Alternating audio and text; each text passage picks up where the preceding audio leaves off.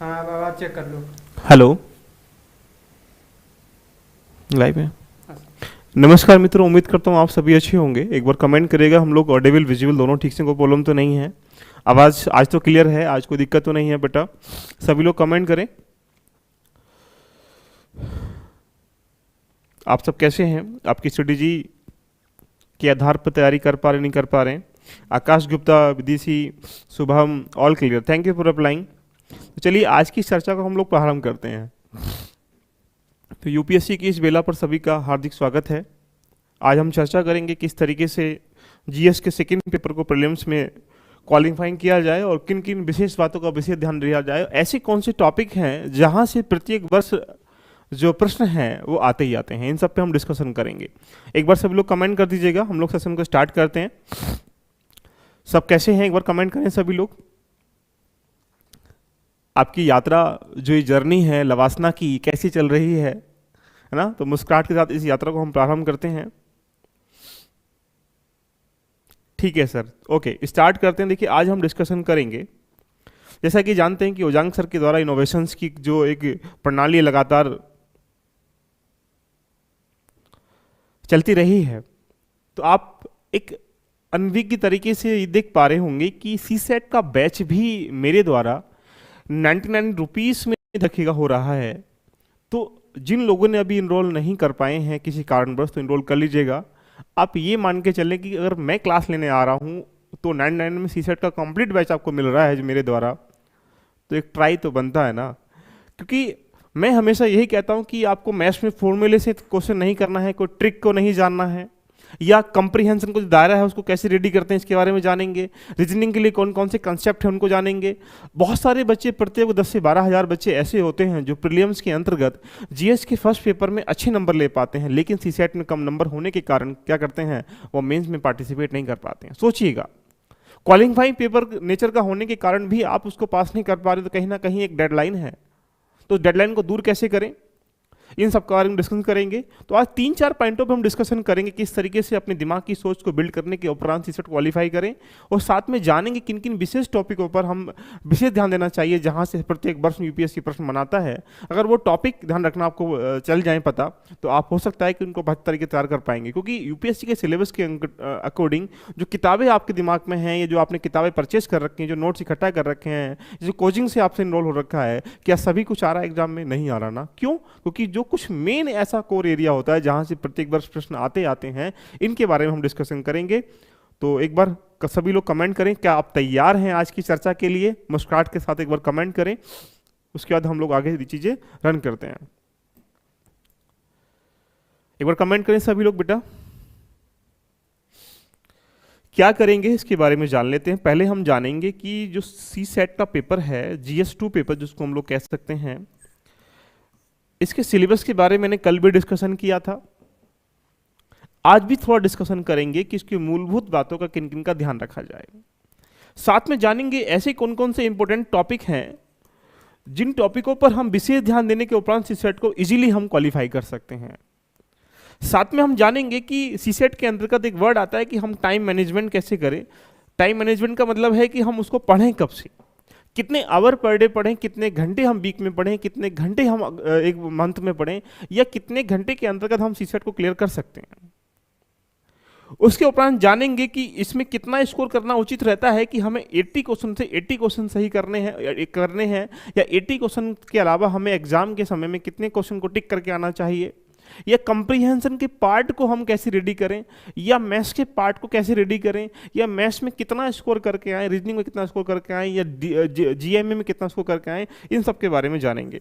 उसके उपरांत जानेंगे, फिफ्थ जो पॉइंट जानेंगे कि आपके जो डाउट हैं, जो क्यूरीज हैं आपकी कुछ चीज़ को लेके, सीसेट को लेके, इनके बारे में डिस्कशन करेंगे। तो आइए चर्चा कर लेते हैं बेटा कि किस तरीके से इस सिलेबस के अंतर्गत पूरे मूलभूत ढांचे को ध्यान रखते हुए हम लोग आगे रन करेंगे। देखिए, सभी को पता है कि सीसेट का जो पेपर है उसमें 6 से 7 टॉपिक जो है इनरोल किए गए हैं, और 7 टॉपिक के अंतर्गत जो है लगभग 95-99% जो है 3 टॉपिक से क्या है पूरा सीसेट कवर हो जाता है। जैसे कंप्रीहेंशन मैंने कल भी कहा था, विशेष ध्यान रखना है। कंप्रीहेंशन के पार्ट कौन कौन से होते हैं, कंप्रीहेंशन में किस तरीके का एक माइंड मैप होना चाहिए। अगर आपके पास एक शॉर्ट पैसेज है तो उसमें प्रश्न को पहले पढ़ें या पैसेज को पहले पढ़ें, ये बड़ा विषय बन जाता है। या आपके पास लॉन्ग अगर पैसेज है तो उसमें पैसेज को पहले पढ़ें या प्रश्न को बाद में पढ़ें, ये एक कंसेप्ट बन जाता है। आपके पास एक ऐसा रास्ता होना चाहिए कि जिस तरीके से हम उस प्रश्न को जल्दी से टैकल कर सकें, क्योंकि आपके पास 2 ही घंटे हैं और 2 ही घंटे में आपको 80 क्वेश्चन को पढ़ना भी है, टिक भी करना है, एनरोल भी करना है। तो वहां पे क्या है, आपके एक्यूरेसी का प्रश्न बन जाता है कि जल्दी कैसे करें और जल्दी के साथ साथ सही कैसे करें।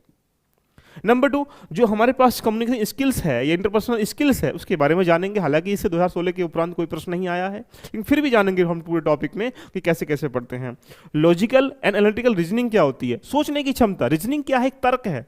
तर्क हर इंसान लगाता है, चाहे वो अनपढ़ है चाहे वो पढ़ा लिखा व्यक्ति क्यों नहीं है। तो इसलिए किस तरीके से तर्क लगाया जाए, किस तरीके लॉजिकल बातें की जाएं जिससे कि प्रश्न आराम से टैकल हो जाए। मैं आपको आज दिखाऊंगा कि जो 2022 का प्रीलिम्स का पेपर में सीसेट का हुआ है, सारे प्रश्न आपको लेके सारे में कराऊंगा और मैं आपको बताऊंगा कि वहां पर रिक्वायरमेंट है ही नहीं ट्रिक की, कंसेप्ट की। बस दिमाग में अगर थोड़ा बहुत अगर आपको लग रहा है कि सोचने की क्षमता है तो सारे प्रश्नों को आराम से टैकल कर सकते हैं। साथ में डिसीजन मेकिंग जो पावर, इसको कैसे बिल्ड करें, कैसे स्ट्रॉन्ग करें, कैसे इसको सही डायरेक्शन में लेके चले जाएं, इसके बारे में चर्चा करेंगे। साथ में जनरल मेंटल एबिलिटी जो है, इससे प्रश्न आता है जीएमए से, इसके बारे में जानेंगे। उसके उपरांत बेसिक न्यूमरेसी के बारे में जानेंगे कि किस तरीके से क्वांट के प्रश्न आते हैं, जो आज के समय में 30 से 35 40 क्वेश्चन तक क्वांट से आ जाते हैं। तो 80 में से लगभग अगर 40 क्वेश्चन क्वांट से आ पा रहे हैं तो ये मान के चलें कि लगभग 50% जो एरिया है वो यहाँ से कवर हो पा रहा है। क्या जब 2011 में सीसेट को एनरोल किया गया यूपीएससी में, क्या उस समय इतने प्रश्न आते थे? नहीं, क्योंकि 10-5 प्रश्न आते थे। आज के समय में क्या है, 40 क्वेश्चन 35 क्वेश्चन तक यहाँ पे यूपीएससी के सीसेट के पेपर में क्वांट से रखे जाते हैं। तो एक गंभीर विषय बन जाता है कि बेसिक न्यूमरेसी के अंतर्गत हम नंबर सिस्टम को कैसे पढ़ें, परसेंटेज को कैसे पढ़ें, प्रॉफिट लॉस को कैसे पढ़ें, इन सब के बारे में जानेंगे कौन कौन से मूलभूत बातों का ध्यान हमें इन सब चीज़ों को रखना चाहिए। साथ में डाटा इंटरप्रिटेशन, डीआई के पार्ट, डीआई भी एक मैथ का ही पार्ट है इसके बारे में, लेकिन फिर भी डीआई को अलग क्यों रखा गया? क्योंकि डीआई से जो प्रश्न जब बनते हैं तो कभी 4 बन जाते, कभी 8 बन जाते, कभी 12 प्रश्न तक डीआई से बने हैं, कभी कभी नहीं भी बनता है। तो हम मूलभूत अगर देखा जाए सिलेबस के अंतर्गत तो 6 से 7 टॉपिक एनरोल किए गए हैं। इन 7 टॉपिकों में अगर ये देखें तो सबसे मूलभूत जो कहा जाए, जहां से मैं कह सकता हूं 3 की हैं सीसेट क्वालिफाई करने के लिए। कौन कौन सी हैं? एक तो कंप्रीहेंशन को आपको पढ़ना ही पढ़ना पड़ेगा, नंबर 2 आपको क्वांट को पढ़ना ही पढ़ना पड़ेगा, और तीसरा रीजनिंग को भी आपको पढ़ना पड़ेगा, जिसको एनालिटिकल रीजनिंग और लॉजिकल रीजनिंग के बारे में बात कर रहे हैं। अगर तीनों पॉइंटों को हम लोग बैलेंस करेंगे तभी हम सीसेट क्वालिफाई कर पाएंगे। कोई व्यक्ति अगर ये कह रहा है कि कंप्रीहेंशन के लगभग 27 से 30 प्रश्न आते हैं उससे हम लोग सही कर पाएंगे, तो पॉसिबिलिटी कभी भी नहीं है ऑन टाइम उस समय पर। तो दोस्तों, ये सारा सिलेबस, सारी कहानी, सारी चीज़ें बन जाएंगी, लेकिन ज़रूरी होता है कि अगर मैं हमेशा यही कहता हूं कि आपके पास एक ऐसा कोच, ऐसा गाइडेंस, ऐसा मेंटोर होना चाहिए जो आपको सही डायरेक्शन दे सके। संघर्ष करने की एक ही रास्ता होता है, कोई घूम के यहाँ से जाता, कोई यहाँ से जाता, कोई यहाँ से जाता है, लेकिन पहुँचते सब मंजिल पर हैं। लेकिन कोई लंबे रास्ते से जाएगा, कोई शॉर्ट रास्ते से जाएगा, डिपेंड करता है कि आपके पास एनर्जी कौन सी वाली है। क्योंकि मैं हमेशा कहता हूं कि आपका गाइडेंस, आपका मेंटर बेटर नहीं है तो सोच लीजिएगा, आपके किसी गाइडेंस मेंटर ने, किसी ने कहा कि आप 3 किलोमीटर की दूरी को तय कर लीजिएगा, आप वहां से, आपका सिलेक्शन है लवासना की दूरी है, तो आपने क्या किया, यहाँ पे आप खड़े हुए, यहाँ से 3 किलोमीटर आपने भागना स्टार्टिंग किया और 3 किलोमीटर के बाद आप यहाँ पहुंच के कहते हैं भैया हम 3 किलोमीटर चल आए हैं, बताइए लवासना कहाँ पर है या हमारा सक्सेस कहाँ पर है। लेकिन अब प्रश्न बन जाता है कि आपने यहाँ चले हो, लेकिन उसने कहा था कि भैया लवासना जो इधर है, इधर नहीं है लवासना। तो जो आप यहाँ खड़े हुए थे तो 3 किलोमीटर जो आपको इधर चलना था वो आप इधर चल पड़े, तो जो आपकी दूरी पहले यहाँ से यहाँ तक 3 किलोमीटर थी, अब यहाँ पहुँचने के बाद दूरी कितनी हो चुकी है? 6 किलोमीटर हो चुकी है। इसका मतलब समझ रहे हो मेरी बात को, कि जब जब आपकी डायरेक्शन अच्छी नहीं होती है, आपका मेंटर अच्छा नहीं होता है, या आपके पास कोच अच्छा नहीं हो पाता है, आपके पास रिसोर्स अच्छे नहीं होते हैं, आपके पास टेक्निक्स जिस तरीके से प्रश्न को टैकल करते हैं वो अच्छे नहीं होते हैं, तो क्या होगा, आप जो आपके पास जहां खड़े हुए हैं उसके बाद वो दूरी लगातार कम होने की जगह क्या होगी, और बढ़ जाएगी। और ऐसे बढ़ने से कोई व्यक्ति बोले कि दोबारा यहां से आ जाऊंगा, तो कुछ समय के बाद क्या होता है, एनर्जी सब कुछ डाउन हो जाता है। तो इसलिए मैं चैलेंज के साथ बोल रहा हूं कि इतनी कम फीस में पूरे, मैं कह सकता हूं इंडिया के अंतर्गत सीसेट को मेरी तरह पढ़ाकर कोई नहीं दिखा सकता। मैं चैलेंज के साथ ओपन प्लेटफॉर्म पे बोल रहा हूं, इतनी कम फीस के अंतर्गत, क्योंकि ये भी एक चैलेंज है, इतनी कम फीस में लोग पढ़ा कैसे रहे, ये प्रश्न बन रहा है लोगों के लिए। ये 99 में पिज्जा भी नहीं आता, एक चॉकलेट बढ़िया सी भी नहीं आती बाबू सोना के लिए, कैसे लोग पढ़ा रहे हैं। लेकिन क्या सेवा, सर्विस, मतलब सेवा एक ऐसा भाव है जब सेवा में पैसे की इच्छा नहीं होती है, वहां सिर्फ सर्विस कॉस्ट ली जाती है, तो आप ये मान के चलें कि मिनिमम कम फीस में आपको इतना अफोर्डेबल ध्यान रख चीजें दी जा रही हैं, तो आपका एक ट्राई तो बनता है, ध्यान रखना। आइए चर्चा कर लेते हैं कि इसके उपरांत कि हमें विशेष किन किन टॉपिकों पर ध्यान देना चाहिए। ये सिलेबस है, ये आपको पीडीएफ फॉर्मेट में मिल जाएगा। ये मैथ का कंप्लीट सिलेबस है, जहां सीसेट के अंतर्गत यहाँ 27 जो टॉपिक हैं ये दिए जाते हैं। अगर 27 टॉपिक को 1 बाय 1 करके आप लोग पढ़ लेते हैं तो क्या होगा, सारे प्रश्नों को आराम से टैकल कर पाएंगे। उसके बाद रीजनिंग के पार्ट को देखें तो डीआई के पार्ट को देखें तो डीआई में क्या है, यहाँ पे डीआई में यहाँ पे आप देखा जाए तो यहाँ पे 7 से 8 टॉपिक होते हैं। लेकिन प्रश्न कहाँ से बनते हैं, टेबल चार्ट से, बार चार्ट से, पाई चार्ट से, नीचे के जो चीजें हैं यहाँ से कभी कभी प्रश्न बनते हैं, कभी कभी नहीं बनते। लेकिन ये ऐसे प्रश्न, अगर डीआई से प्रश्न आएगा तो यहाँ से प्रश्न आएंगे। ये कौन बता रहा है, जो आपका गाइडेंस, जो मेंटोर है। इसलिए आप जानते हैं कि जब भी तैयारी होती है, तैयारी के 2 चरण होते हैं, एक होता है सिलेबस बेस और एक होता है एग्जाम बेस। तो सिलेबस के बेस अकॉर्डिंग तैयारी करने के बाद सबसे उसके उपरांत तैयारी कैसे करनी चाहिए, एग्जाम बेस। अब एग्जाम बेस तैयारी का मतलब है कि वो टॉपिक आपको आने ही चाहिए जो सबको आते हैं, जिसको मैं कॉमन नॉलेज कहता हूं। अब जो सबको आते हैं तुमको नहीं आते, इसका मतलब है कि तुम कहीं ना कहीं उससे पीछे जा रहे हो।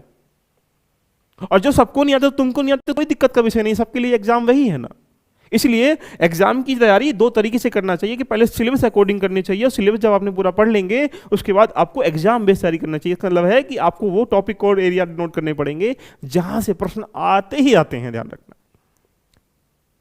क्लियर है? आगे चलें। एक बार कमेंट करें, कोई दिक्कत तो नहीं बेटा? एक बार आवाज में तो कोई दिक्कत नहीं है, वॉइस प्रॉब्लम है? एक सेकंड के लिए बुला रहा हूं। कोई दिक्कत तो नहीं? एक बार कमेंट करें कि वॉइस में प्रॉब्लम तो नहीं है बेटा।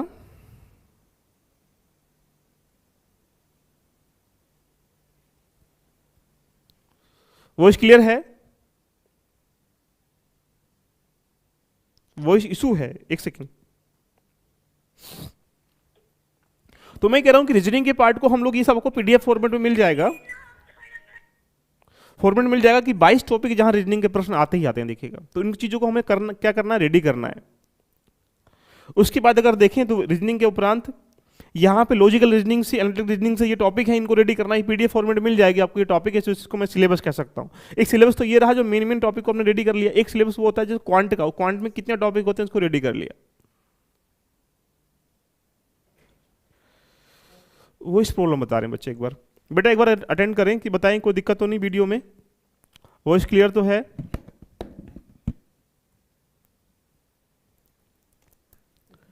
तो लिसन टू, एक मिनट बेटा वेट। हेलो, एक बार अगेन कमेंट करें कि अब ऑडिबल विजिबल दोनों ठीक से, कोई प्रॉब्लम तो नहीं है? एक बार आप रिफ्रेश कर लीजिएगा तो क्लियर निकल के आ जाएगा। तो चलिए, कंप्रीहेंशन का जो पार्ट है अगर देखा जाए तो ये कंप्रीहेंशन के वो पार्ट है जहां से प्रश्न बनते हैं, लेकिन इसमें से ज्यादा किससे बनता है, सिचुएशन बेस्ड प्रश्न आते हैं।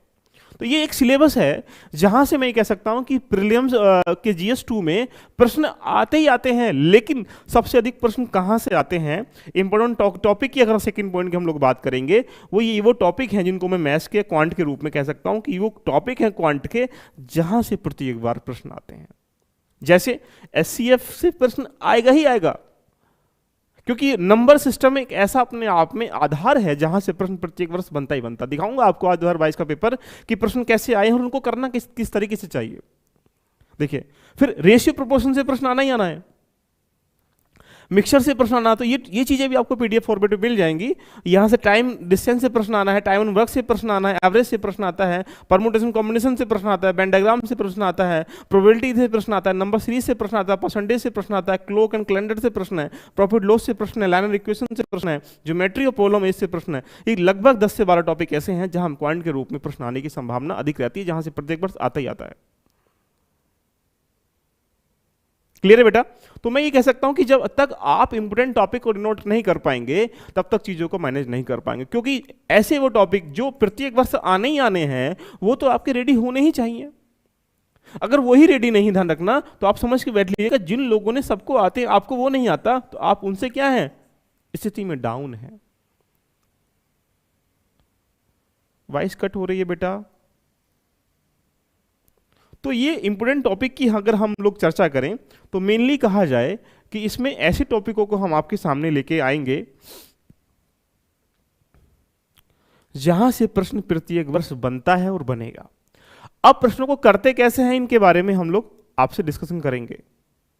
देखिएगा, एक बार सब लोग कमेंट कर दें कि हम जो एक रणनीति है उसके बारे में चर्चा भी करेंगे कि आज स्ट्रेटेजी अपनाएं। कल मैंने कहा था कि 3 तरह के लोग होते हैं, ABC वाले।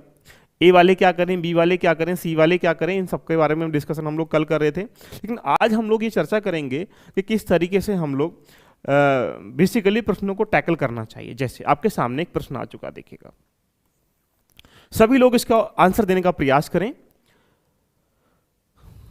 जैसे the sum of 3 considerable integer is equal to their product, how much such possibility are there.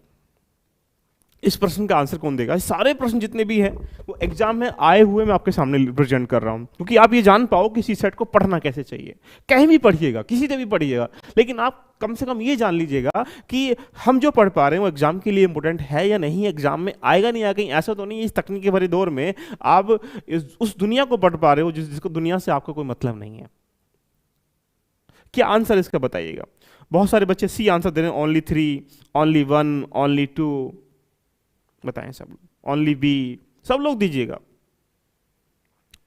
Rajiv जी, पूजा जी, बहुत सारे नाम हैं, सबको शुभकामनाएं।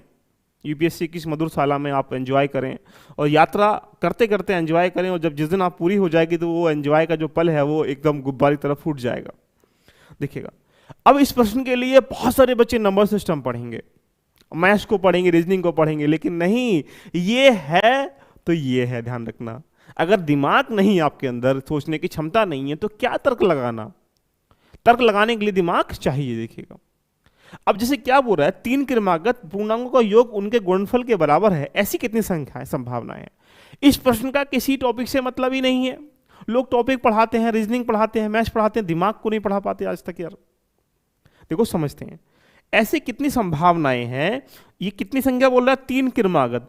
कंसेक्यूटिव नंबर क्या होते हैं? जो लगातार होते हैं, निरंतर होते हैं। जैसे मान लीजिए अगर मैं 2 3 लूंगा तो 2 3 मतलब कंटिन्यू नंबर, इसको बोल सकते हैं क्रमागत पूर्णांक। इनका योग, इनको जोड़ लो, कितना हो रहा है? 2 + 3 + 4 = कितना हो जाएगा? आप बोलेंगे सर 9 हो रहा है। Very good.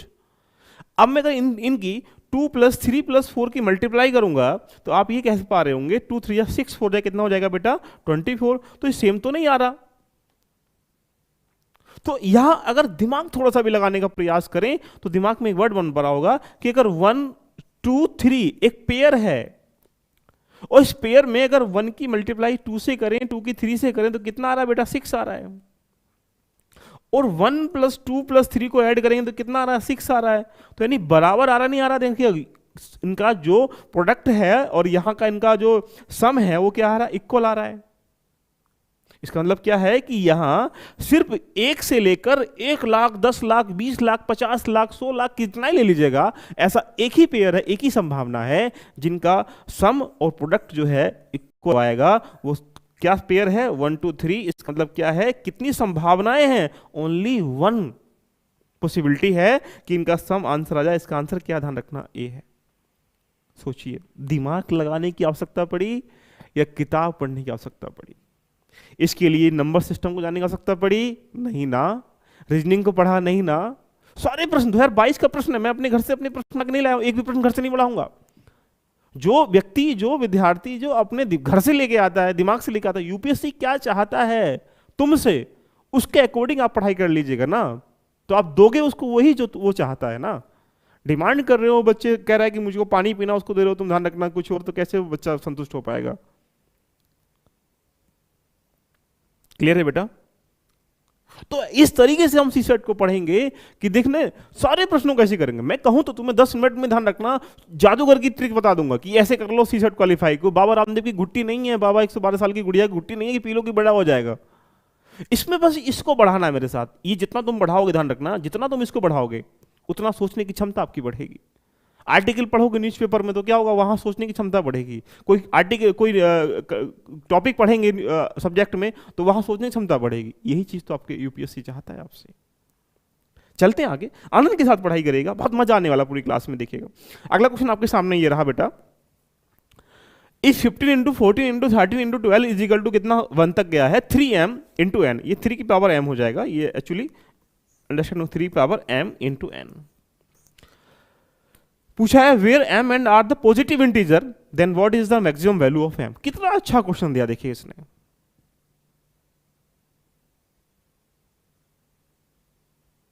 कितना अच्छा लिखा देखिएगा। अब क्या लिखा, यदि 15 इंटू 14 इंटू 13 इंटू एक्स की मल्टीप्लाई अगर हम यहां तक करें तो इसमें पूछ रहा है कि जो m है यहां पर वैल्यू जो दिया है 3 की वैल्यू 3 m की वैल्यू कितना हो जाएगा, 3 हो जाएगा। देखो m 3 की वैल्यू m, ये पूछ रहा है 3 की m प्लस के n, ये पूछ रहा है इंटू m। अब आपसे क्या पूछा, m की वैल्यू। इस प्रश्न को करने के लिए सारे 22 के प्रश्न आपके सामने रख रहा हूं। मैं ये बता रहा हूं कि जितने क्वेश्चन 27 क्वेश्चन सही करने होते हैं, मैं चैलेंज कर रहा हूं इस चैलेंज के साथ कि आपके दिमाग से प्रश्न करा दूंगा कि करके ध्यान रखना। चाहे 2022 का पेपर लेके आ जाओ, चाहे 2021 का पेपर लेके आ जाओ, चाहे 2020 का पेपर लेके आ जाओ, बिना कुछ करे ध्यान रखना, ऑन पेपर पे, ऑन इस पे ओपन प्लेटफॉर्म पे आपसे बोल दूंगा कि इसका आंसर ये, इसका आंसर ये। क्यों? क्योंकि दिमाग बस आपको चलाना है। जैसे अब सोचो, ऐसे तो नहीं यही प्रश्न आएगा, कुछ चेंज कर सकता है। यूपीएससी क्या है, एक कन्वर्ट करने की उसकी प्रवृत्ति है, हमेशा वो चेंज करता रहता है, क्योंकि उसकी लय पर कोई आज तक नहीं चल पाया, नहीं चल पाएगा। तो सोचिएगा, आपसे पूछ रहा है कि 1 से लेकर हम 15 तक की संख्या को मल्टीप्लाई करते हैं तो वहां पे 3 कितनी बार आएगा देखिएगा। हो सकता है वो 2 को पूछ ले, हो सकता है वो 5 को पूछ ले, हो सकता है वो 6 को पूछ ले। समझ रहे हो ना मेरी बात को? हो सकता है वो 4 को पूछ ले। तो यहां पे अगर हम 1 की मल्टीप्लाई 1 से लेकर 15 लिखते 1 2 3 4 5 6 7 8 9 10 11 12 13 देन 14 एंड 15। अभी बताओ हमसे क्या पूछ रहा है, 3 की वैल्यू पूछ रहा है। तो अब सोचो 3 कहां कहां आएगा, 3 के मल्टीपल में आएगा, 3 के मल्टीपल में आएगा। अब 3 के मल्टीपल में क्या आएगा देखिएगा, क्या आएगा, 3 यहां पे आएगा, 3 यहां पे आएगा, 3 यहां पे आएगा, 3 यहां पे आएगा और 3 15 में आएगा। तो ऐसे कितने नंबर हैं जिसमें 3 क्या है, आ रहा है। तो आप बोलेंगे सर 3 में आ रहा है, 6 में आ रहा है, 9 में आ रहा है, 12 में आ रहा है, 15 में। तो आप देख पा रहे हो मेरे मित्रों, यहाँ पे सिर्फ कितनी बार आया, 1 बार आया। यहाँ पे कितनी बार आया सर, बोलेंगे सर 1 बार आया। यहाँ पे 3 कितनी बार आया, 2 बार आया। 12 में कितनी बार आया, बोलेंगे सर 1 बार आया। यहाँ पे कितनी बार आया, तो बोलेंगे सर यहाँ पे 1 बार आया। तो कंप्लीटली 3 कितनी टाइम्स आया, तो बोलेंगे सर 6 टाइम्स आया। कहाँ तक, 1 से लेकर 15 तक। तो इसका आंसर क्या है, बी बन जाएगा।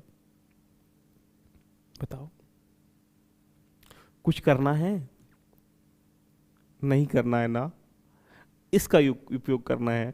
कल को यूपीएससी कह लीजिएगा कि मल्टीप्लाई कर लो 1 से लेकर 2 से 3 यहां तक और बोल रहा है 18 तक, बताइएगा 3 कितनी टाइम्स आएगा। तो क्या इस प्रश्न को हम लोग टैकल नहीं कर सकते हैं?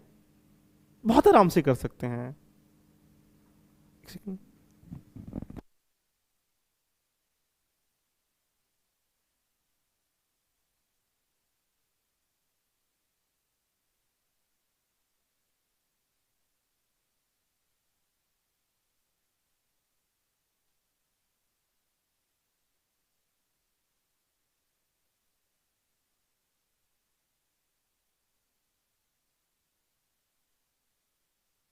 कर दूं, ठीक है बेटा, क्लियर है ना? कोई दिक्कत तो नहीं किसी के साथ? अब बताइएगा, मजा आ रहा है ना सबके साथ? अब बताओ, इस तरीके से हम सी सेट को, अब बताओ मैंने आपसे पूछा कि 1 से लेकर 18 तक मल्टीप्लाई करिएगा, 3 कितनी टाइम्स आएगा। तो इसका आंसर आप दीजिएगा फटाफट जल्दी से। अगर आपने चीजों को समझ लिया बताएं जल्दी से फटाफट, कितना आंसर आएगा? 8 टाइम्स आएगा। मैं 2 को भी पूछ सकता हूं, मैं 3 को भी पूछ सकता हूं, नंबर 1 से लेकर 9 तक होते हैं, कुछ भी पूछूंगा। आप बोलेंगे सर बिल्कुल। तो क्या किया हमने, हमने इस कंसेप्ट को समझा कि यदि ऐसा प्रश्न जीवन में कभी भी आता है तो क्या उसको टैकल नहीं कर पाएंगे। तो इसीलिए सीसेट को जब भी आप पढ़िएगा ये समझ के पढ़िएगा कि यदि इस प्रश्न के अलावा भी इस कंसेप्ट से कैसे कैसे हो पा रहे हैं, उन सबको अगर आप अच्छे से अध्ययन करेंगे तो आप आराम से टैकल कर पाएंगे। क्लियर है? चलते हैं, देखो आगे हमें सीसेट कैसे पढ़ना चाहिए मैं आपको बता रहा हूं। भेड़ चाल से बचिएगा, ये सारे प्रयास अगर करेंगे तो मजा आ जाएगा। देखो अगला क्वेश्चन आपके सामने ये रहा, यूपीएससी 2022 का ही है ये। क्या लिखा है, what is the remainder when 91 multiply 92 is equal to, कहां तक जा रहा है, 99 तक, डिवाइड बाय 12 1 2 6 1। और आपसे क्या पूछ रहा है कि यदि किया जाए तो वहां रिमाइंडर कितना निकल के आ जाएगा, कितना पूछ रहा है, रिमाइंडर पूछ रहा है। देखिएगा ऐसे प्रश्न जब भी करने के लिए बोल रहा है, देखिएगा वो आपसे आनंद के साथ आपके दिमाग की प्रवृत्ति को जानने का प्रयास कर रहा है कि ये इस बच्चे के अंदर सोचने की प्रवृत्ति है या नहीं है, या इसने की रटंती विद्या को या कह सकते हैं कोई कंसेप्ट को, कोई ट्रिक को याद तो नहीं किया है। भाई नॉर्मली बादल कोई व्यक्ति करेगा तो क्या करेगा, सबकी मल्टीप्लाई करेगा यहां तक, उसके बाद इसको डिवाइड करेगा। लेकिन ऐसा तो नहीं होता है ना जीवन में। मल्टीप्लाई करने में 2 घंटे आपके निकल ही जाएंगे इसी में, अगर एक क्वेश्चन पे उलझे रहे तो। जिंदगी उलझन का नाम नहीं है, सुलझन का नाम है। समस्या को समस्या समझना ही सबसे बड़ी समस्या है। तो देखिए बेटा, यहां पे अगर हम डायरेक्टली आंसर बोलेंगे, हमें तो कुछ देखने की जरूरत भी नहीं है, इसको आंसर हम टिक कर देते हैं। क्यों? क्योंकि इसकी वजह क्या? आप सोचो एग्जाम्पल, अगर 4 इंटू 5 इंटू 6 लिखा है और डिवाइड इसको 3 से करना, और मैं पूछूं आपसे रिमाइंडर कितना आ जाएगा, तो बहुत सारे बच्चे क्या करेंगे, यही काम करेंगे। 4 5 जो 20, 26 से कितना होता है 120, और 120 को इससे करेंगे 3 से डिवाइड, तो आंसर कितना आ जाएगा, तो बोलेंगे सर 40 आ जाएगा। लेकिन ऐसे क्यों? अगर यही चीजें अगर आपको करनी थी तो दिमाग यूपीएससी पूछ क्यों रहा है आपसे प्रश्न? उस 2 घंटे में 80 प्रश्न करने का मतलब है कि आपको कुछ तो जानना चाह रहा है ना आपसे, आपके बारे में वो। तो यहाँ किस तरीके चीजों को नए तरीके से जान सकते हैं, ये चीज हम आपको सिखाएंगे। अगर 3 से मल्टीप्लाई डायरेक्टली अगर हम लोग कर लेते हैं, तो आप ये देखें 3 से मल्टीप्लाई करेंगे तो यहाँ पे 2 कट गया, नीचे कुछ भी नहीं बचा। जब कुछ भी नहीं बचा तो रिमाइंडर क्यों आएगा? रिमाइंडर क्यों आएगा? इसीलिए ध्यान रखना है, इन सब चीजों को हम 1 बाई 1 करके चीजों को इतने आराम से पढ़ेंगे कि आप समझ पा रहे होंगे कि हम कंसेप्ट को भी समझ लेंगे, लास्ट ईयर के पेपर को भी कर लेंगे, और लास्ट ईयर पेपर करने के बाद कुछ क्वेश्चनों का रिवीजन भी कर लेंगे। और 3 ही चीज इंपोर्टेंट जरूरी हैं, कंसेप्ट को समझिएगा, लास्ट ईयर पेपर को करिएगा, और मैक्सिमम क्वेश्चनों की प्रैक्टिस कर लीजिएगा। सीसेट कभी जीवन में आपका नहीं रुकेगा। अब यहां अगर 91 इंटू 92 इंटू एक सब लिखा है, और ये कहां तक है, 97 तक है, 99 तक है, 95, 96, 97, 98 and then last is 99, and divide by कितना हो जाएगा 1260। अब 13 से डिवाइड कर देंगे 13 आ जाएगा, और 13 से करेंगे तो कितना हो जाएगा 13, 97, 97 कट गया, नीचे कुछ भी नहीं बचा है, कुछ भी नहीं बचा, तो आंसर क्या निकल के आ रहा है, तो आप बोलेंगे सर 0 आ रहा है। तो that is your answer is D, 0 answer. तो ऐसे प्रश्न जब यूपीएससी आपसे पूछता है तो आप ही बताइएगा आपसे क्या जानना चाह रहा है। आपको मैथ पढ़ाने के लिए प्रयास कर रहा है? नहीं ना। आपको रीजनिंग पढ़ाने का प्रयास कर रहा है? नहीं ना। आपसे आपके सोचने की क्षमता कितनी है, आपकी सोचने की प्रवृत्ति कितनी है, आप किस प्रश्न को किस दायरे से सोच सकते हैं, यही तो जानना चाह रहा है ना। तो यही सब चीजें हम सीसेट के साथ साथ करते रहेंगे, और सारे कॉन्सेप्ट को आप लोग करने का प्रयास करेंगे। अगला प्रश्न का एक बार देखने का प्रयास कर देखिएगा। सारे प्रश्न आए हुए हैं, एक भी प्रश्न नहीं आया कि हाँ लोग छुमंत तरीके से जाओ। बहुत सारी ट्रिकें हैं, बहुत सारे कंसेप्ट हैं, बहुत सारे फॉर्मूले हैं, जरूरत ही नहीं उनकी, तो क्यों बेफालतू में पढ़ना। यूपीएससी की सबसे बड़ी दर्द यही है कि यूपीएससी के विद्यार्थी यूपीएससी हट के ज्यादा पढ़ता है, इसीलिए वो कंटेंट को ज्यादा इकट्ठा कर लेता है। अगर यूपीएससी से हटके ना पढ़े तो आलतू फालतू जितनी भी सभी बातें होती हैं, इन सब बातों में ना पढ़े, ध्यान रखना, तो क्या होगा, वो टू द पॉइंट स्ट्रेटेजी करेगा। 2 दोस्त निकल के जा रहे हैं कि भैया यहाँ पहुंचना है 5 मिनट में, यहाँ एक दोस्त और मिल गया, उसने बात कर ली, इससे और मिल गया, यहाँ एक और मिला, यहाँ एक और मिला, तो यहाँ जाने में दूरी बढ़ेगी। तो इसका मतलब समझ रहे हो ना कि आपने यहाँ से निकले घर से तय करने के लिए यूपीएससी की, यहाँ कंटेंट मिला, यहाँ इसको भी इकट्ठा कर लिया, यहाँ कंटेंट मिला, इसको भी इकट्ठा कर लिया, इसको भी इकट्ठा कर लिया, इसको भी इकट्ठा कर लिया। इसका मतलब क्या है, आपने इतना कंटेंट कर लिया तो आप क्या करेंगे, वहां पहुंच ही नहीं पाएंगे। ये मंजिल आपकी, ये सपने आपके हैं, ये जहान आपका है, आपको मेहनत करनी है, आपको पढ़ना है, आपको मंजिल पे पहुंचना, उसका आनंद आपको लेना है। तो क्या किसी और की स्ट्रेटेजी के अकॉर्डिंग फॉलो करेंगे? किसी की कोई स्ट्रेटेजी नहीं होती यार, मैं कौन से बताऊं आपको, मैं किसी की कोई स्ट्रेटेजी नहीं होती। स्ट्रेटेजी होती है खुद की अपनी यार। बस क्या कर सकते हैं, आप उससे सलाह ले सकते हैं कि ये सही है, ये गलत है रास्ता। आप रास्ते पे चल रहे हैं, आपको चलना होगा। ये पूछ सकते हैं कि रास्ता जा कहां रहा है, या उस रास्ते पे जाने के लिए हमें कहां तक जाना पड़ेगा। चलिए इस बात को समझते हैं कि इस प्रश्न में देखो क्या लिखा है। बड़े नाम, सब लोग प्रश्न इसका आंसर दीजिएगा बेटा, सभी प्रश्न का आंसर दीजिए। इतनी कम फीस में एक ट्राई तो बनता है भाई, एक पिज्जा भी नहीं आता सच बताऊं तो मैं। और जब मैं पढ़ाने के लिए आ रहा हूं तो फिर गंभीरता का विषय कहा जाए तो कोई मतलब ही नहीं है कि मैं पढ़ाने आ रहा हूं, तो कोई दिक्कत ही नहीं है। कुछ बच्चे ए बोल रहे हैं, कुछ बच्चे डी बोल रहे हैं, है ना, राजीव जी बोल रहे हैं, लोकेश जी बोल रहे हैं, सचिन जी, सारे बच्चे जितने भी हैं बोल रहे हैं। कितना बोल रहे हैं यहाँ पे, ए आ रहा है सबका।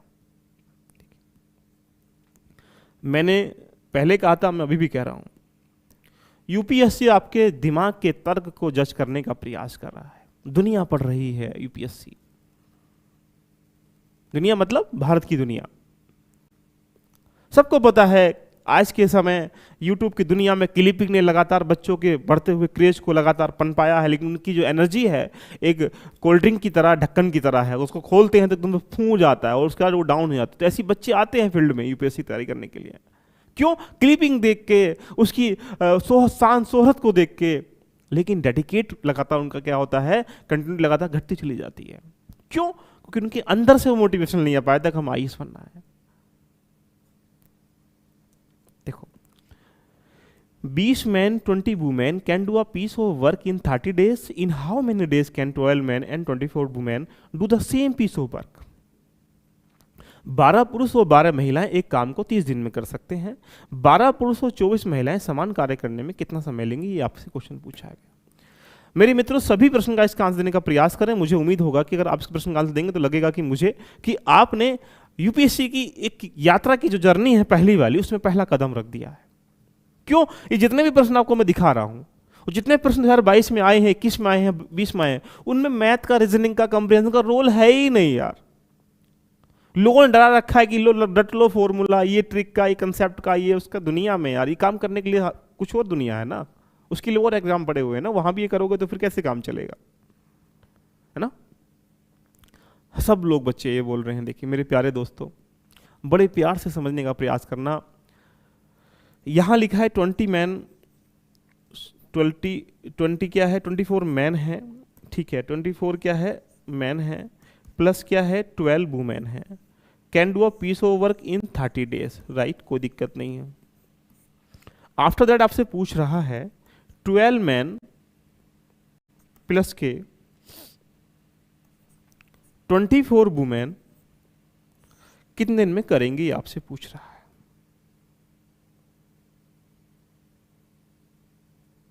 चलिए मैं कहूं आपसे, बड़े एग्जाम से समझिएगा कि एक राम नाम का व्यक्ति है और श्याम नाम का व्यक्ति है। वो 20 रोटी खाते हैं, 20 कोल्ड ड्रिंक पीते हैं, 20 सिगरेट पीते हैं।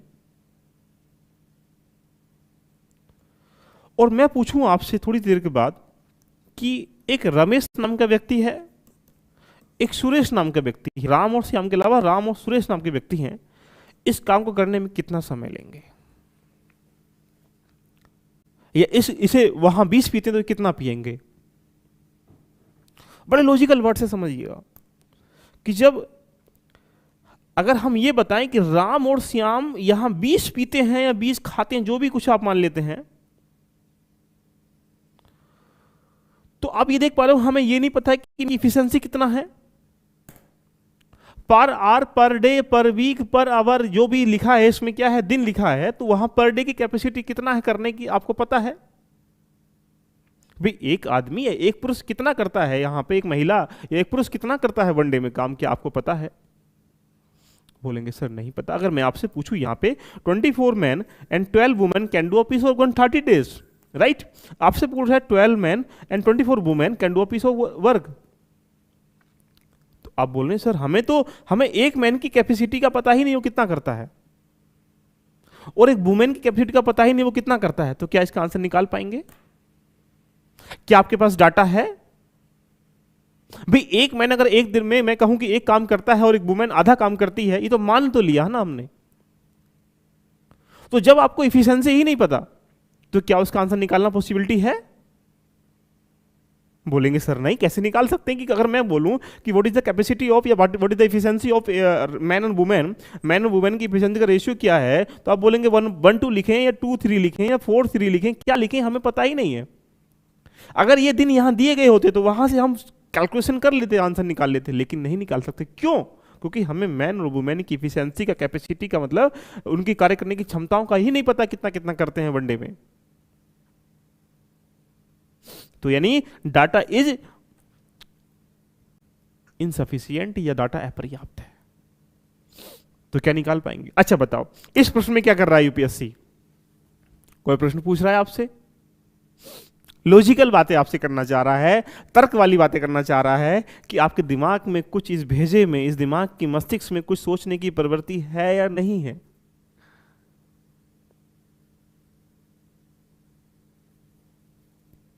कोई दिक्कत किसी को, एक बार कमेंट करें। तो जब ऐसे प्रश्न एग्जाम में आते हैं और तो फिर हमें थोड़ा समझने का प्रयास करना चाहिए कि यार ऐसे प्रश्न जब एग्जाम में देगा तो हमसे क्या कर रहा है, वो प्रश्न पूछने का, प्रश्न को आपसे मस्ती के साथ करना चाह रहा है। लोग इसमें लगाएंगे फॉर्मूले, पता नहीं क्या क्या करेंगे कि पता मैं खुद नहीं समझ पाता कि वो लोग पढ़ाते क्यों हैं यार। अगला क्वेश्चन आपके सामने देखो, ये रहा, सारे यूपीएससी के प्रश्न हैं आए हुए। क्या लिखा है, on one side of 1.01 kilometre long road 101 planets are planet to equal distance from each other, what is the total distance between 5 consecutive planets. यानी ये कह रहा है कि 1.01 किलोमीटर की लंबी सड़क के एक तरफ जो है 101 पौधे लगाए जाते हैं जो समान दूरी पर लगाए गए हैं, और आपसे पूछा कि लगातार 5 पौधों के बीच की दूरी कितनी हो जाएगी। इस प्रश्न में अगर देखा जाए, इस प्रश्न में ये बताइएगा, अगर हम ये देखें, कोई ट्रिक लगाएं, कोई कंसेप्ट लगाएं, कोई मैथ्स को पढ़ें। मैं तो मानता नहीं भी, आप मानते तो आप मानते चले जाइएगा। कैसे, आइए समझते हैं। इमेजिंग करिएगा, मैं थोड़ा एग्जाम्पल आपके सामने बताता हूं। अगर आपको 5 पेड़ लगाने हैं और प्रत्येक पेड़ के बीच की दूरी क्या है, 1 किलोमीटर है या 1 मीटर है मान लेते हैं, तो एक पेड़ यहां लगाएंगे, एक पेड़ यहां लगाएंगे, एक पेड़ यहां लगाएंगे, एक पेड़ यहां लगाएंगे, एक पेड़ यहां लगाएंगे, इवन कितना हो गया, 5 पेड़ हो गया। और ये 5 पेड़ लगाने से अगर 1 मीटर की दूरी है तो 1 मीटर की दूरी यहां होगी, 1 मीटर की दूरी यहां होगी, 1 मीटर की दूरी यहां होगी, तो दूरी का जो गैप हुआ तो कितना हुआ सर, बोलेंगे सर 4 मीटर। इसका मतलब क्या हुआ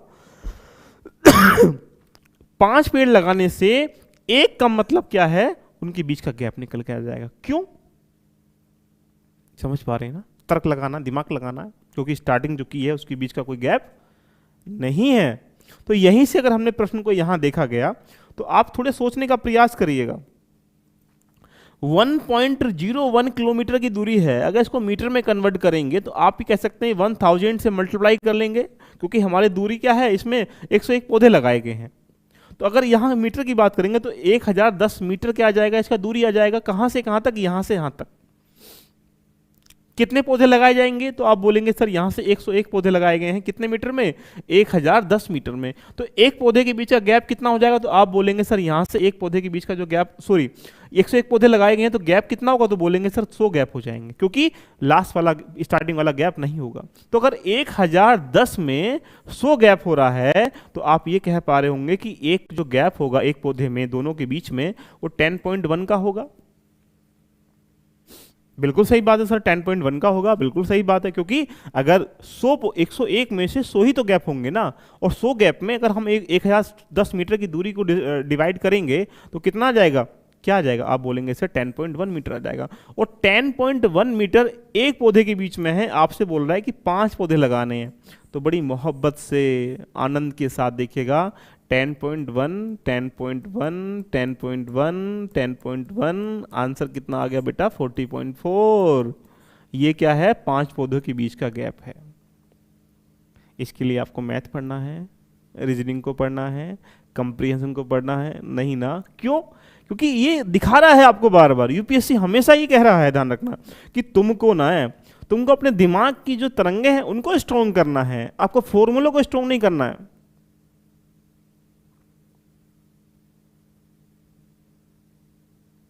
तो यानी आप ये समझ पा रहे हैं, सारी क्लासेस जो होंगी वो बोर्ड पे होंगी। अभी फिलहाल यहां से आपको बता रहे थे कि सीसेट को पढ़ना कैसे चाहिए। और सीसेट पढ़ने का मतलब है कि 3 तरह के बच्चे होते हैं, एक वो बच्चे जो अच्छा सीसेट क्वालिफाई कर लेते हैं, एक वो बच्चे जो बीच में कर लेते हैं लेकिन कभी कभी डर पैदा होता है, एक वो जिनके अंदर डर ही पैदा हुआ है।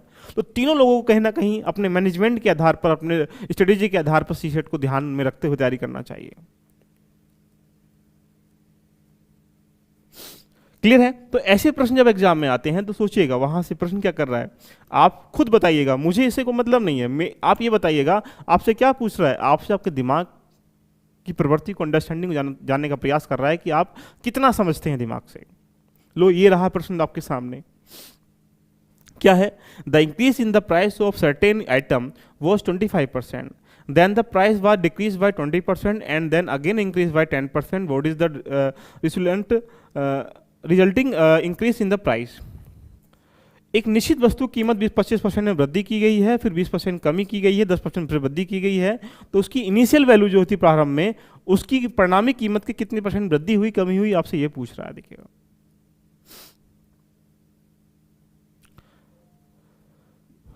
प्रणम जी 1010 को 101 से डिवाइड नहीं करेंगे बेटा, 100 से डिवाइड करेंगे। बताओ इसका आंसर क्या निकल के आएगा। देखिएगा, देख लेते कितने लोग कर पाते हैं।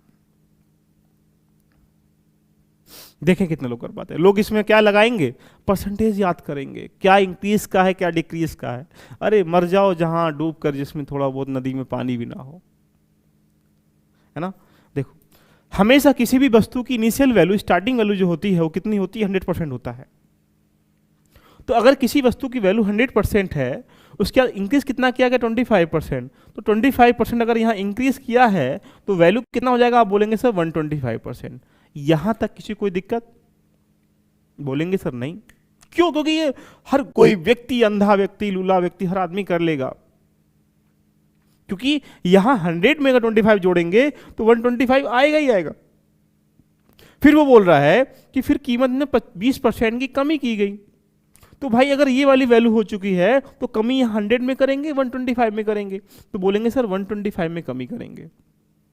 अब सोचो अगर 125 का अगर यहाँ 20% निकालूंगा तो आप कोई भी व्यक्ति आराम से ये कह पा रहा होगा कि भैया कितना जाएगा, तो आप बोलेंगे सर 25 आ जाएगा। और 25 की अगर कमी की गई है यहां से परसेंटेज की, तो कितना जाएगा, 100 फिर अगेन आ गया। अब वो ये फिर कह रहा है, फिर कीमत में 20% की कमी की गई, हमने यहां कमी कर दी, फिर कह रहा है कि फिर 10% की वृद्धि की गई। लो जी वृद्धि कर लेते हैं, तो वृद्धि यहां की जाएगी यहां की जाएगी, बोलेंगे सर यहां पे की जाएगी क्योंकि ये इसकी लास्ट वैल्यू हो चुकी है। तो यदि यहां पे 10% की अगर वृद्धि की गई है फिर, तो आप बता दीजिएगा कितना जाएगा, 110 आ जाएगा। तो अब आपसे ये पूछ रहा है कि कीमत में परिणामी वृद्धि कितनी हुई है, टोटल वृद्धि कितनी हुई, ये आपसे पूछना चाह रहा है सारे तांडव करने के उपरांत। मैं बताऊं आपको, आप देख पा रहे होंगे स्टार्टिंग वैल्यू कितना है, 100 है, और उसकी एंड की जो वैल्यू है 110 है। आपका आंसर क्या है, वी 10% है। देख पा रहे हैं। तो अगर ऐसे प्रश्नों के लिए तुम्हें परसेंटेज पढ़ना पड़ रहा है, ऐसे प्रश्नों करने के लिए आपको मेनली कह सकते हैं कि कुछ करना पड़ रहा है, तो बड़ी गंभीरता का विषय है, बड़ी समस्या का विषय है। क्या आप मेरी बात से सहमत हैं? ये सारे प्रश्न 2022 के इसलिए लेके आया हूं कि आपको दिखा सकूं कि एग्जाम में प्रश्न कैसे कैसे आते हैं और तुम्हें कैसे कैसे प्रश्न करने होते हैं। ये सारे प्रश्न बड़े मोहब्बत से हम लोग करते चले जाएंगे।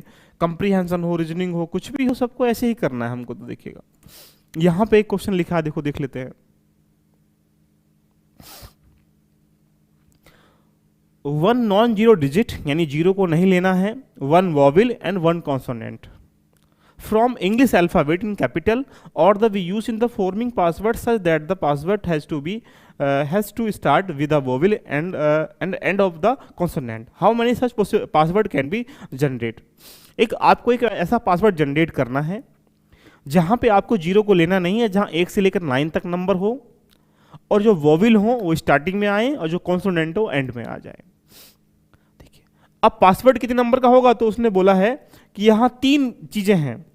एक क्या है, डिजिट है, एक वोवेल है, एक कॉन्सोनेंट है। तो आप सोचो डिजिट कहां तक लेनी है, 1 से लेकर 9 तक। वोवेल कितना लेना है, तो 5 ही होगा, ए आई हो तो 5 होगा। कॉन्सोनेंट कितना बचेगा, तो 21 बचेगा। देखिए ये दिया है। तो पासवर्ड जो जनरेट होगा वो 3 नंबर का होगा, डिजिट, वोवेल, कॉन्सोनेंट। सोचो इमेजिन करिएगा, अगर मैं कहूं कि आपके पास 1 और 2 ही नंबर हैं और मैं आपसे पूछूं कि 1 और 2 नंबर से कितने पासवर्ड जनरेट कर सकते हैं, तो आप बोलेंगे सर या तो इसका 12 रखना पड़ेगा या 21 रखना पड़ेगा, नहीं 2 पासवर्ड ही जनरेट होंगे। ये प्रोबेबिलिटी का क्वेश्चन है, रीजनिंग का क्वेश्चन है, लोग लगाएंगे तुक्का इसमें। तो यहां 1 और 2 से 2 ही पासवर्ड जनरेट हुए।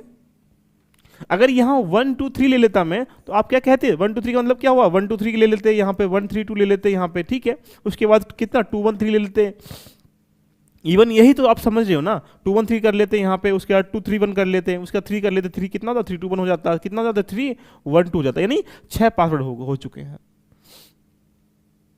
तो यदि अगर हमें इसी क्वेश्चन को अपने लॉजिकल वर्ड से समझना है तो हमारे पास यहाँ 3 डिजिट का या 3 जो नंबर का एक पासवर्ड बनेगा, जिसमें एक डिजिट होगा, एक वोवेल होगा, एक कॉन्सोनेंट होगा।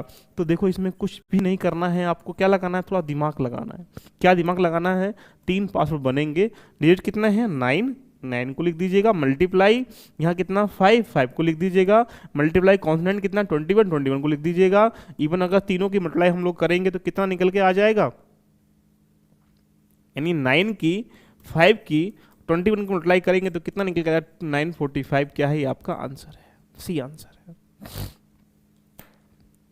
तो मित्रों मैं हमेशा आपसे यही कह रहा हूं कि आपको सी सेट में डरने का विषय नहीं है, क्योंकि आप मेरे साथ क्लास ले पा रहे हैं और इसमें मैंने आपको ये भी बता दिया कि सी सेट के अंतर्गत हमें पढ़ना कैसे चाहिए। यदि आपको कोई कोड किसी तरीके से पढ़ा रहा है, रटवा रहा है, फॉर्मूले ट्रिक बता रहा है, कंसेप्ट बता रहा है, तो आपके दिमाग का विकास नहीं हो पाएगा, और दिमाग का विकास जब नहीं हो पाएगा तो आप समझ पा रहे होंगे आप वहाँ नए नए तरीक़ों से सोच नहीं पाएंगे। तो सी सेट का एग्ज़ाम जो है वो सोचने का विषय है, वो सोचने की प्रवृत्ति का है। तो कैसी लगी आज की चर्चा? जल्दी ही क्लास स्टार्ट होने वाली है, ध्यान रखना। जिन लोगों ने एनरोल नहीं किया है वो जाइएगा एप्लीकेशन पे ओजांग कैडियो और वहाँ पे जाकर डाउनलोड कर लीजिएगा और इसको परचेस कर सकते हैं। 99 रुपये इतनी बड़ी कॉस्ट नहीं है, और एक पिज़्ज़ा, एक ट्राई, ये सब बनता ही है, सब जान पा रहे होंगे। ये सब चीज़ें आपको मिल जाएंगी, क्लासेस करते हैं। किसी को कोई डाउट है, कोई क्वेश्चन है, मुझसे पूछना है तो एक बार कमेंट करिएगा। लंबी स्ट्रेटजी है, एक दिन में कभी कभी अगर आपको समुद्र को पार करना है तो बड़े आराम आराम से करना पड़ेगा। ये नहीं कि हाँ उड़े चल के, आपको कोई नाली पार करनी है, छोटी सी जगह पार करनी है तो कूद के पार कर लोगे, कोई नदी पार करनी है तो आप उसको नाव से कर लोगे, लेकिन जब समुद्र ही पार करना है आपको तो फिर जहाज से पार करना पड़ेगा। तो इसलिए जहाज को बनाने के लिए क्या करना पड़ेगा, यहाँ से आराम आराम चीजें करनी पड़ेंगी। तो आप जिसने भी सी सेट में एडमिशन नहीं लिया है वो जाइएगा, एनरोल करिएगा। इतना तो बनता है कि मेरी क्लासेस में अगर आप पूरा कंप्लीटली कर लेंगे तो आपके दिमाग की प्रवृत्ति को, सोचने की प्रवृत्ति को स्ट्रॉन्ग कर दूंगा और सारे प्रश्न आराम से टैकल कर लेंगे। तो कैसी लगी क्लास, एक बार सभी लोग प्यार से कमेंट करें। Love you all the best, enjoy करें इस यात्रा का, बहुत अच्छी यात्रा है। जिस दिन सफलता आपके चरणों में होगी उस दिन ध्यान रखना दुनिया आपके चरणों में होगी। कोई डाउट तो नहीं किसी को? शिवानी जी कह रही है कहाँ से क्या आता है। क्लास स्टार्ट होने दीजिएगा, सिलेबस को पूरा समराइज वे में बताएंगे, कितने कितने टॉपिक कहाँ कहाँ से आते हैं ये भी बताएंगे, सब चीज़ें चलेंगी, ध्यान रखना। लव यू ऑल, है ना। और कोई डाउट किसी को तो बोलो, कमेंट करें। जिसने नहीं किया जाके कर लीजिएगा, दोनों बैचों में किसी में जिसमें लगता है। PDF सब मिलेगा, सब मिलेगा, क्यों टेंशन लेते हो।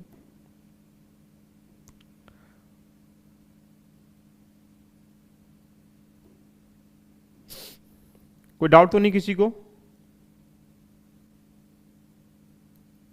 क्लियर बेटा, थैंक यू। तो आज की चर्चा को यहीं हम लोग समापन करते हैं। एंजॉय करें इस यात्रा का, और इस यात्रा के लिए 3 चीज़ जरूरी हैं, ध्यान रखना। एक, आपके पास एनर्जी तो होनी चाहिए। नंबर 2, आपके पास सिलेबस टू द पॉइंट होना चाहिए।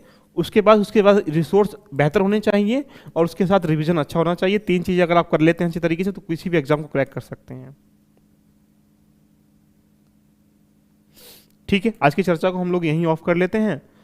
नेक्स्ट जब भी क्लास होगी तब मिलेंगे, उसका क्लास में जल्दी से स्टार्ट करेंगे class. All the best, love you all.